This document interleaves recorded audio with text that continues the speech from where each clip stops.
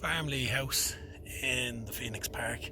It's an absolutely lovely estate, well worth coming for the visit. A lot of people that actually come to Phoenix Park don't realise that it's here, and it's a lovely walk around. A lot of park benches, you can have a picnic or whatever. If there's a state visit on, sometimes they put them up here, they stay here. But there's a lovely clock tower a lot of people see from the Strawberry Beds or Castle Knock, and the clock tower is in the estate here, Farmleigh Clock Tower.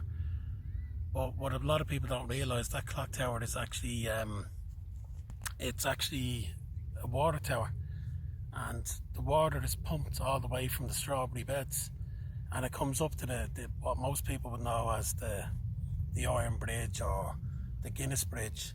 And you can actually, if you look, you can see the pipe that goes over the Guinness Bridge.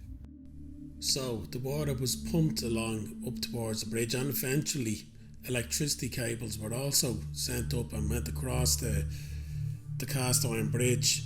The bridge was also used as well for workers coming across from Palmerstown to go work up in Farmleigh. There was rumours that there was a tunnel there where the stone gate is, but today I haven't been able to find any evidence of it or see past the arch.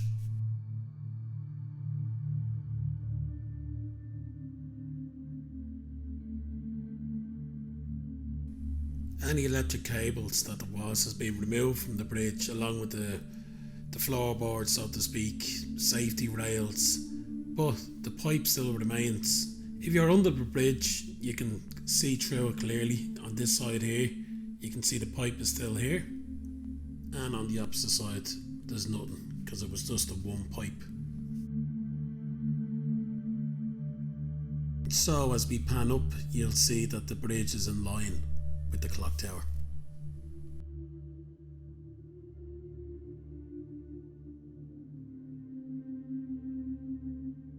The clock tower was built they started work on it in 1880, but it wasn't completed until 1885, and the clock had to be built around the tank. The tank holds 8,000 litres of water, so it was a complex clock to build around the tanks, and it supplied a constant supply of water then to the estate here.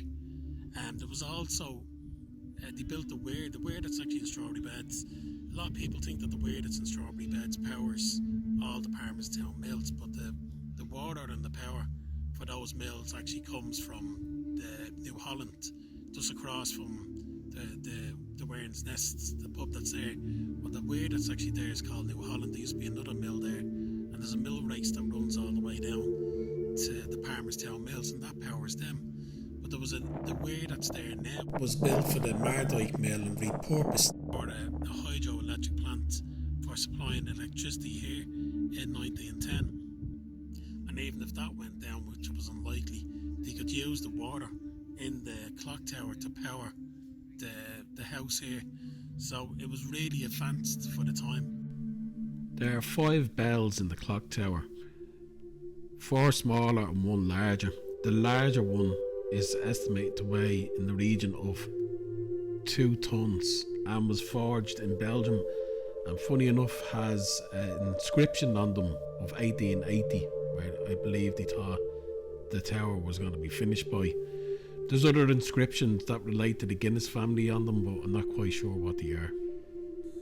The clock itself is unique and was made by Howard Chubbs.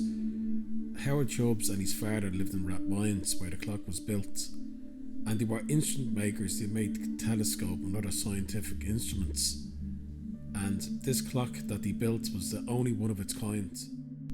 It's said that Chubbs would use a telescope and peered at the clock tower from Rathmines to check to see if the time was right. The clock was wound up by hand. Someone had to go daily and climb the stairs to wind up the clock tower. The clock tower worked perfectly for years and was only recently renovated. There was only minor works needed. Liberty Hall in Dublin city centre is 58 metres high. It's rumoured that the Farmleigh clock tower is 58.3 metres high.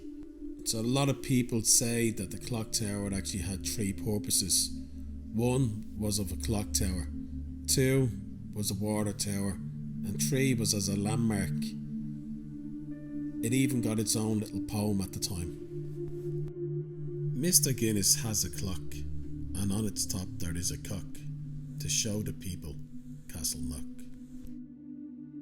The cock referred to on top of the clock is the gold gilded weather dial. Dublin people being Dublin people, I'm sure there was variations of that poem over the years.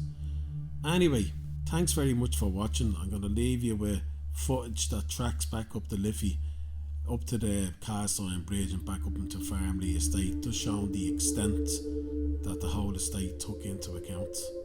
Thanks very much for taking the time to watch this.